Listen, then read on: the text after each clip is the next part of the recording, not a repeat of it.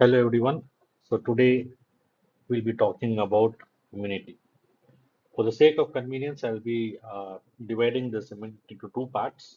First, in the first part, in this video, we'll talk about innate immunity, and then we'll proceed on to acquired immunity in the next video.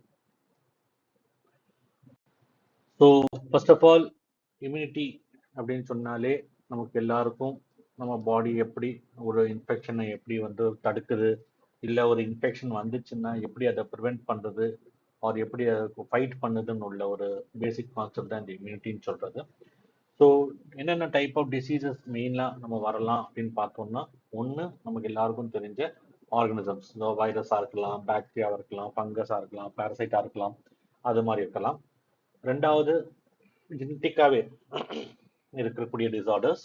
மூணாவது நம்ம இருக்கக்கூடிய சுவாசிக்கக்கூடிய காற்று, இல்லை சாப்பாடு, இல்லை தண்ணி, இல்லை நம்ம இருக்கக்கூடிய இடத்துல இருக்கக்கூடிய கெமிக்கல்ஸ்னால வரக்கூடிய டேமேஜை எப்படி நம்ம பாடி ஹேண்டில் பண்ணுது.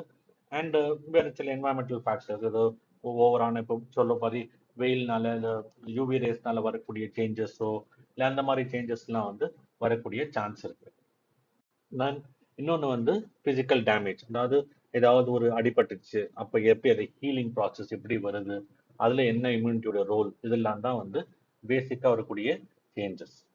Last and final nutritional changes வரும், அதாவது நம்ம சாப்பாடில் இருக்கக்கூடிய குறைபாடுகளை எப்படி நம்ம இம்யூனிட்டி எப்படி ஹேண்டில் பண்ணுது அப்படின்றது தான் என்னுடைய. ஸோ டிசீஸ்னு பார்த்தீங்கன்னா இது மெயினாக இதான் டைப் ஆஃப் டிசீஸ்ன்னு சொல்லலாம், ப்ராடாக, ரொம்ப ப்ராடாக சொன்னோம்னா. ஸோ நம்ம மைக்ரோபயாலஜியை பொறுத்த வரைக்கும் என்னென்னலாம் நமக்கு இன்ஃபெக்ஷன்ஸ் வரலாம் அப்படின்னு பார்த்தா, நமக்கு எல்லாம் தெரிஞ்ச மாதிரி பாக்டீரியானால வரலாம், வைரஸஸ்னால வரலாம், குட்டி குட்டி நம்ம புரோட்டோசோவன்ஸ் பேரசைட்ஸ் அதனால வரலாம், இல்லை வேற அனிமல்ஸ், நம்ம யாரு கூட நம்ம வீட்டில் பெட்ஸ் வச்சிருக்கோம், இல்லை வெளில நமக்கு அனிமல்ஸோட ஒரு இன்ட்ராக்ஷன் வருது, அந்த மாதிரி இருந்தாலும் இன்ஃபெக்ஷன்ஸ் வரலாம். அப்போ ரேபீஸ் இந்த மாதிரி ஒரு எக்ஸாம்பிள். ஓகே.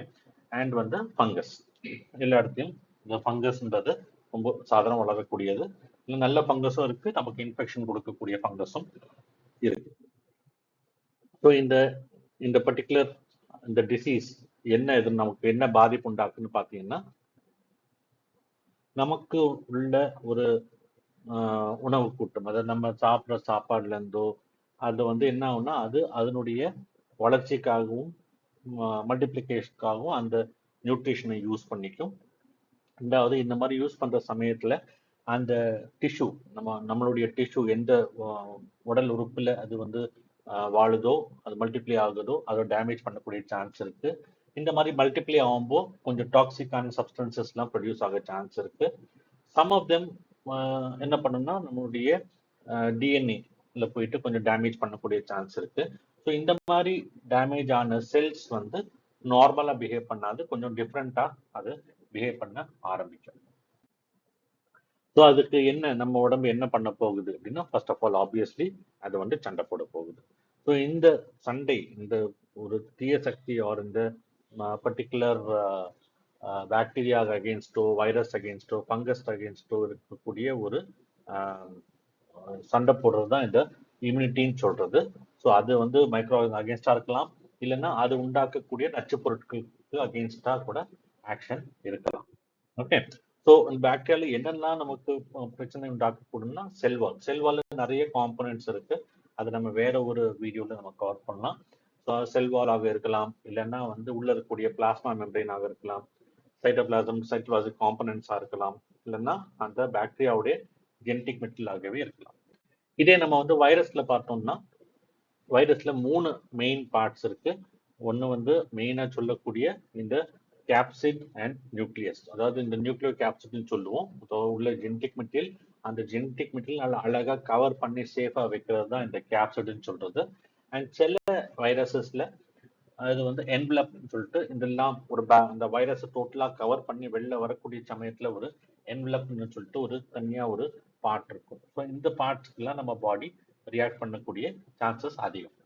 இதை தவிர வேற பல ஸ்மால் ஸ்மால் காம்பனன்ட்ஸ் இருக்கு இன்ஃபெக்ஷன் காஸ் பண்ணக்கூடியது. அது அந்தந்த டாபிக்ஸ் வரும்போது நம்ம அதை கவர் பண்ணிக்கலாம்.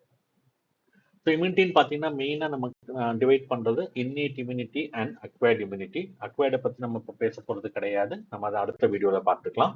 ஸோ இன்னேட் இம்யூனிட்டின்னு பார்த்தீங்கன்னா அது again you can divide into ஒரு நான் ஸ்பெசிபிக் அண்ட் ஸ்பெசிபிக் இம்யூனிட்டி.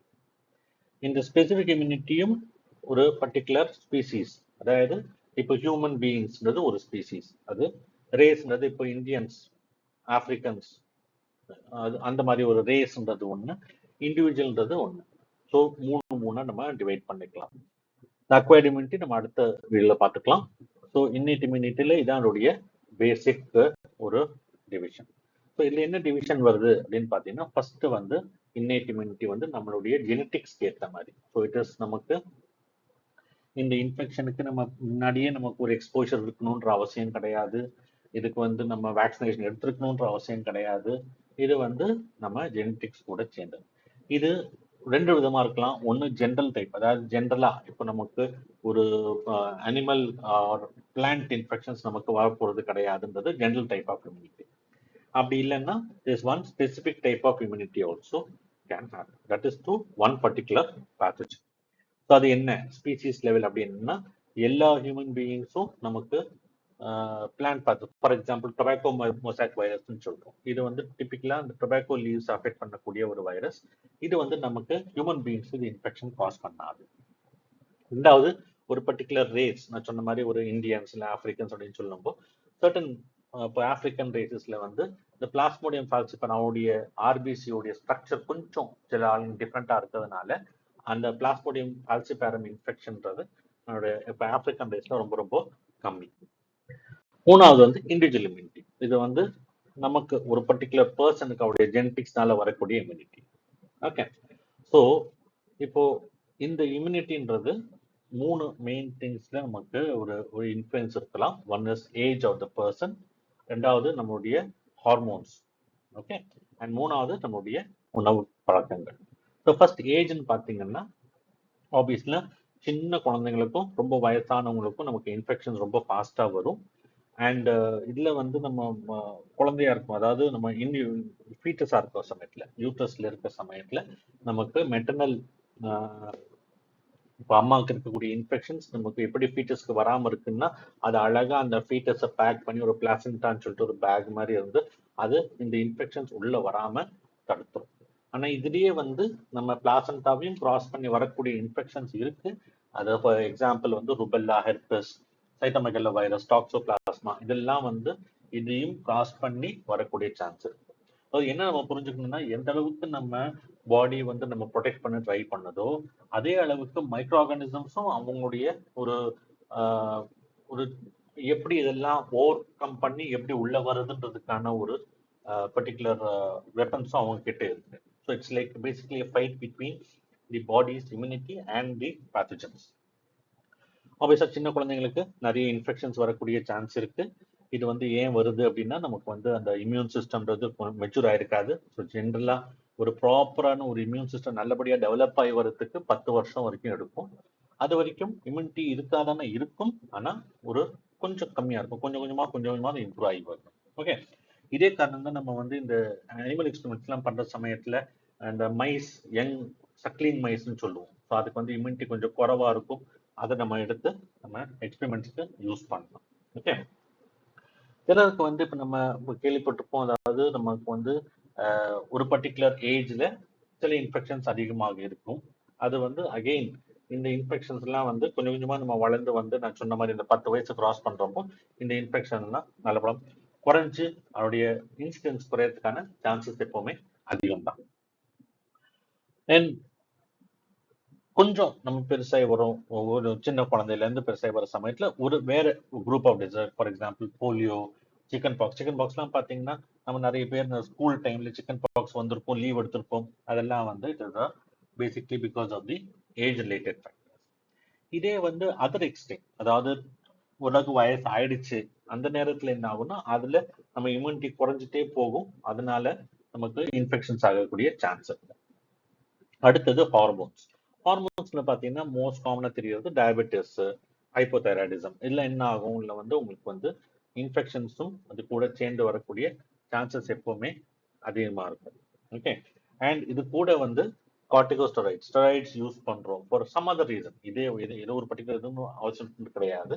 இப்போ ஒரு பேஷண்ட் ஆல்ரெடி ஆஸ்மா இருக்கு, ஆனா வந்து நம்ம அது வந்து the person is taking steroidsனா அதுல இது கூட நமக்கு இன்ஃபெக்ஷன்ஸும் அதிகக்கூடிய சான்ஸ்.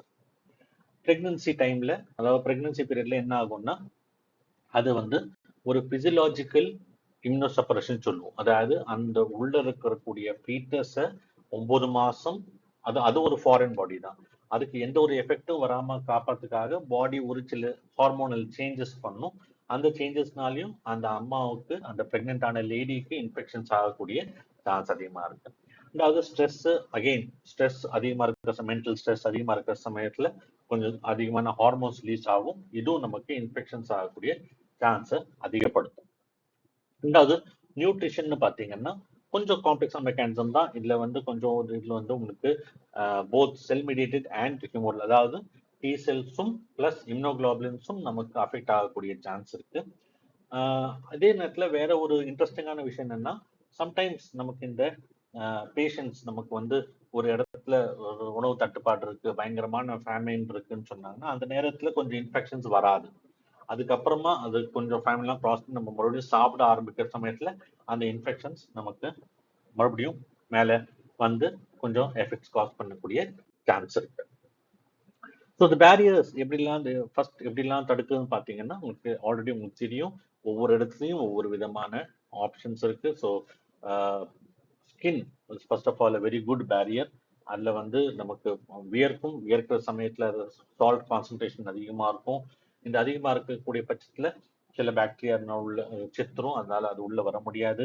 அதே மாதிரி தான் sebaceous secretions, long chain fatty acids. இது ரெஸ்பிரேட்டரி ட்ராக்ல பார்த்தீங்கன்னா நம்மளுடைய மூக்குடைய அமைப்பு, உள்ள இருக்கக்கூடிய லைனிங், அண்ட் ஏதாவது ஒரு ஃபாரின் பாடி வந்துச்சுன்னா ஒரு நமக்கு உடனே ஒரு தும்பல் வருது, ஒரு இருமல் வருது, இதெல்லாம் வந்து one of the reasons. And ரெண்டாவது எப்பவுமே நம்மளுடைய செக்ரீஷன்ஸ், அதாவது நம்மளுடைய மியூக்கோஸ் எப்பவுமே கொஞ்சம் வெட்டா இருக்கும். ஸோ இந்த இதெல்லாம் வந்து மைக்ரோ ஆர்கானிசம்ஸ் கேட்ச் பண்ணி அப்படியே வெளில தள்ளுறதுக்கு இது உதவியாக இருக்கும். வாயில பாத்தீங்கன்னா சலைவா இருக்கு. Saliva contains lot of lysozymes and chemicals and things to kill the bacterium. And once உள்ள அந்த டைஜஸ்டிவ் ட்ராக்ட்ல போயிட்டீங்கன்னா நம்மளுடைய டைஜஸ்ட் சிஸ்டம்ல அந்த இசோஃபேகஸ்ல இருந்து கோலன் வரைக்கும் வேற வேற டைப் ஆஃப் பிஹெச் லெவல்ஸ் இருக்கும். ஸோ இன்னில வந்து ஸ்டமக்ல வந்து ஆசிட் ப்ரொடக்ஷன் இருக்கும். டியோடினத்துல இருந்து இலியம் போற சமயத்துல கொஞ்சம் கொஞ்சமா அது அசிடிட்டி குறைஞ்சி கொஞ்சம் அல்கலைனா மாறும். ஸோ இதுல என்னன்னா நம்ம இந்த அசிடிட்டியை குறைக்கிறதுக்காக கொஞ்சம் மாத்திரைகள் சாப்பிடும்போது இந்த ஆசிட் லெவல்ஸ்லாம் மாறுறப்போ நமக்கு இன்ஃபெக்ஷன் ஆகக்கூடிய சான்ஸ் இருக்கு. ரெண்டாவது கன்ஜன்டிவா, கண்ணில் தண்ணி வர்றது, இப்போ கொஞ்சம் பொடி பட்டுனா டக்குன்னு தண்ணி வர ஆரம்பிச்சது, அதெல்லாம் வந்து இந்த கண்ணில் எந்த இன்ஃபெக்ஷன் ஆகாமல் இருக்கிறதுக்காக ப்ரிவென்ட் பண்றதுக்காக. இதே மாதிரி யூரின் பார்த்தீங்கன்னா நம்ம யூரின் போற சமயத்துல ஓரளவுக்கு உள்ள போற பாக்டீரியாஸ் எல்லாமே ஃப்ளஷ் ஆகி வெளில வந்துடும். அண்ட் பிளஸ் செகண்ட்லி கொஞ்சம் ஆன்டி பாக்டீரியல் ஆக்ஷன்ஸ் இருக்கு, ஸ்பெர்மின் ஜிங்க் எல்லாம் இருக்கிறதுனால. இதே மாதிரி ஃபீமேல்ஸ்ல பாத்தீங்கன்னா அந்த வெஜினல் லாக்டோபாஸ்ல இருக்கும், அது வந்து ஒரு ஆசிடிட்டி மெயின்டைன் பண்ணும். ஸோ அதனால நிறைய அந்த பாக்டீரியா உள்ள போகாம தடுக்க முடியும். பிளட் அண்ட் டிஷ்யூஸ் உள்ள போயிட்டு அதெல்லாம் கிராஸ் பண்ணி ஓரளவுக்கு உள்ள போயிடுச்சு இன்ஃபெக்ஷன் அப்படின்னா அங்கே வந்து உங்களுக்கு நிறைய விஷயங்கள் இருக்கு. காம்ப்ளிமெண்ட் சிஸ்டம் இருக்கு, லியூகோசைட்ஸ் இருக்கு, பிளேட்லெட்ஸ் இருக்கு. இந்த மசில்லையுமே கொஞ்சம் லாக்டிக் ஆசிட் இருக்கும், மில்க் லாக்டோபராசிட். ஸோ இதெல்லாம் வந்து நமக்கு இந்த இன்ஃபெக்ஷன்ஸை ப்ரிவென்ட் பண்ண ஹெல்ப் பண்ணும். ரெண்டாவது ஒரு முக்கியமான விஷயம் என்னன்னு பார்த்தீங்கன்னா, ஒரு பர்டிகுலர் ஏரியா நமக்கு பாடியில வந்து நிறைய இந்த கமென்சால் ஆர்கானிசம்ஸ் இருக்கு. ஸோ அது இருக்கக்கூடிய பட்சத்துல அது என்னுடைய ஒர்க் என்ன அப்படின்னு பார்த்தீங்கன்னா, அது வந்து வேற பாக்டீரியா வந்து அதுல செட்டில் ஆகாத அளவுக்கு பார்த்துக்கும். இதை வந்து நம்ம பாக்டீரியோசின் ஆக்ஷன் சொல்லலாம். ஸோ ஒரு பாக்டீரியாவோட நல்ல ஒரு நம்பர்ஸ்ல மல்டிப்ளை, கமென்சால்ஸ் மல்டிப்ளை இருக்கிற சமயத்துல வேற பாக்டீரியாவை அங்கே செட்டில் ஆகி வளர விடாது. ஸோ ஒன்ஸ் இந்த இன்ஃபெக்ஷன் இதெல்லாம் வந்து ஜெனரல் ஃபேக்டர்ஸ். ஸோ செல்லார்னு பார்த்தீங்கன்னா உங்களுக்கு எல்லாருக்கும் தெரியும், ஸ்கூல்லையும் படிச்சிருப்பீங்க, ஃபேகோசைட்டோசிஸ்ன்னு சொல்றது. ஸோ அதில் மேக்ரோபேஜஸ் உடைய ரோல் தான் ரொம்ப ரொம்ப இம்பார்ட்டன்ட். ஸோ இது என்ன பண்ணும் அப்படின்னா, ஒரு பர்டிகுலர் ஏரியாவில் ஒரு இன்ஃபெக்ஷன் ஆயிடுச்சுன்னா இங்கே ஒரு சின்ன ஒரு இன்ஃப்ளமேஷன் காஸ் ஆகும். அதனால இந்த கீமோடாக்டிக் சப்ஸ்டன்சஸ், கீமோடாக்டிக்னா கெமிக்கல்ஸை யூஸ் பண்ணி பாக்கி செல்ஸை அட்ராக்ட் பண்ணக்கூடியதான் இந்த கீமோடாக்டிக் சப்ஸ்டன்சஸ். ஸோ இது வந்து என்ன பண்ணும், அங்க இருக்கக்கூடிய பாகோசைட்ஸை ஒரு பெரிய அளவில் அதுக்கிட்ட கூப்பிட்டுக்கும். So phagocytes can reach that area where there is a infection. Okay. And இந்த phagocytes போயிட்டு என்ன பண்ணும், இந்த பாக்டீரியாவை அழகா அதை பிடிச்சு அதுக்குள்ள எடுத்துக்கும். So it's called as a phagosome. இந்த phagosome-குள்ள என்ன இருக்கு, phagosome-குள்ள லைசோசோம்ஸ் இருக்கு. லைசோசோம்ஸ்னா அதை கரைக்கக்கூடிய கெமிக்கல்ஸ் சொல்லலாம். ஸோ அது எல்லாம் மிக்ஸ் பண்ணி இது நம்ம phagolysosom அப்படின்னு சொல்லுவோம். ஓகே. ஸோ இந்த லைட்டிக் என்சைம்ஸ் எல்லாமே பாக்டீரியாவை கொஞ்சம் கொஞ்சமா அழிச்சிடும். ஸோ இன்ஃப்ளமேஷன் பார்த்தீங்கன்னா ஃபர்ஸ்ட் டிஷ்யூ இன்ஜுரி இருக்கு, இரிட்டேஷன் இருக்கு, and entry of factor. So it's a very important non specific, அதாவது எந்த ஒரு இந்த பர்டிகுலர் பாக்டீரியாவுக்கு மட்டும்தான் பண்ணும், இன்னொரு பாக்டீரியா பண்ணாதுன்றது கிடையாது. இட்ஸ் அ நான் ஸ்பெசிபிக் மெக்கானிசம். ஸோ என்ன ஆகும், ஃபர்ஸ்ட் வந்து உள்ள வந்து அந்த ஆக்ஷன் இன்ஃப்ளமேஷன் ஆரம்பிச்ச உடனே ஃபர்ஸ்ட் வந்து அந்த இருக்கிற லோக்கல் இருக்கக்கூடிய பிளட் வெசல்ஸ் எல்லாம் கன்ஸ்ட்ரிக்ட் ஆகும் அண்ட் கொஞ்சம் டைலேட் ஆகும். டைலேட் ஆகும் என்ன ஆகும், கூடுதலாக பிளட் ஃப்ளோ வரும். கூடுதல் பிளட் ஃப்ளோ வரும்போது கூடுதலான லியூகோசைட்ஸ் வரும். லியூகோசைட்ஸ் அதிகமாக வரும்போது அங்கே வந்துட்டு that leucocytes will again produce some chemicals which can attract more leukocytes. Okay. So அது செஞ்சு ஸோ எவ்வளோ பாக்டீரியா இருக்கோ அதுக்கான அதை அழிக்கிறதுக்கான phagocytosis ப்ராசஸ் அதை ஸ்டார்ட் ஆகலாம். ஓகே. ஸோ இந்த பர்டிகுலர் ப்ராசஸ் நடக்கும்போது அந்த அங்கே இருக்கக்கூடிய அந்த பாக்டீரியாவையோ இல்லை ஃபாரின் பாடியோ நமக்கு கில் பண்றதுக்கான சான்சஸ் எப்பவுமே அதிகம். ஓகே. அண்ட் இதுக்கப்புறம் என்ன ஆகும், ஸ்லோவா அங்கே ஒரு ஃபைப்ரின் லேயர் ஃபார்ம் ஆகும். ஸோ அந்த பர்டிகுலர் ஏரியால மட்டும் அந்த இன்ஃபெக்ஷன் ரெஸ்ட்ரிக்ட் பண்ணி வச்சு அங்கேயே அந்த இன்ஃபெக்ஷன் அழிக்கிறதுக்கான தான் இந்த ஃபைப்ரின் லேயர். ஸோ எப்பவுமே ஒரு இன்ஃபெக்ஷன் வர சமயத்துல ஒரு ஜுரம் வரும், ஸோ ஃபீவர் இருக்கும். So it's a natural defence mechanism. So அதில் வந்து டெம்பரேச்சர் அதிகமாகும் போது சில பாக்டீரியா அதனால உயிர் வாழ முடியாது. ஸோ அது இறந்துரும். So one of the main mechanism is using the fever therapy. முன்னாடி சிஃபிலிஸ்க்கு ட்ரீட்மெண்ட்லாம் ஆன்டிபயோட்டிக்ஸ்லாம் வரதுக்கு முன்னாடி using this fever therapy, fever stimulate பண்ணியிருப்பாங்க. ஓகே. ஸோ இந்த ஃபீவர் ஆகும்போது என்ன ஆகும்னா, ஃபீவர் வர சமயத்தில் இன்னொரு இன்டர்ஃபரன்ஸ் ப்ரொடியூஸ் ஆகும் அண்ட் இது வந்து கொஞ்சம் வைரல் இன்ஃபெக்ஷன்ஸ் அகேன்ஸ்டா கொஞ்சம் ஹெல்ப்ஃபுல் ஆகிறது. லாஸ்டா வரக்கூடியது அக்யூட் ஃபேஸ் ப்ரோட்டீன்ஸ் சொல்லுவாங்க. ஸோ இந்த நேரத்தில் வேற இன்ஃபெக்ஷனோ இன்ஜுரியோ ஆனால் பிளாஸ்மால வந்து சில ப்ரோட்டீன்ஸ் அதிகமாகும். ஸோ இதெல்லாம் இந்த சிஆர்பி, இதெல்லாம் நம்ம சிஆர்பின்னு கேள்விப்பட்டோன்னு நீங்கள் வந்து யோசிக்கலாம், நம்ம வந்து எங்கேயோ டெஸ்ட் பண்ணுவோமேனு. ஸோ இட்ஸ் சிஆர்பி தான் இங்கே தான் யூஸ் ஆகுறது. அந்த மேனோஸ் பைண்டிங் ப்ரோட்டீன் இருக்கு, ஆல்ஃபா 1 ஆசிட் கிளைகோ ப்ரோட்டீன் இருக்கு, சீரம் அமலாய்ட் காம்பனன்ட்ஸ் இருக்கு. இது எல்லாமே என்ன பண்ணணும்னா அந்த ஆல்டர்னேட் காம்ப்ளிமெண்ட் பாத்வே ஆக்டிவேட் பண்ணும், நம்முடைய ரெசிஸ்டன்ஸ் ஒரு பர்சனுடைய ரெசிஸ்டன்ஸை இம்ப்ரூவ் பண்ணும். It will also prevent tissue injuries and promote the inflammatory lesions. Already ஒரு இடம் வீக்கம் ஆயிருக்குன்னா அதை மறுபடியும் நார்மலைஸ் பண்றதுக்கு இந்த ப்ரோட்டீன்ஸ் எல்லாமே ஹெல்ப் பண்ணும். இதான் வந்து இன்னைக்கு இந்த இன்னேட் இம்யூனிட்டி பற்றி நம்ம பார்த்தோம். அடுத்ததான் நம்ம செஷன்ல நம்ம அக்வயர்ட் இம்யூனிட்டி பற்றி பார்த்துக்கலாம். ஜஸ்ட் இது வந்து ஒரு பேசிக்கான புரிதலுக்காக மட்டும்தான், இது மட்டுமே பத்தாது. கண்டிப்பா உங்களுடைய டெக்ஸ்ட் புக்கை படிங்க, உங்களுடைய நோட்ஸை படிங்க. இது ஜஸ்ட் ஒரு பேசிக் ஐடியா கொடுக்குது, என்னது அப்படின்றது குவிக்கா ஒரு பேசிக் ஐடியா கொடுத்ததுக்காக தான் இந்த particular video. Thank you for listening.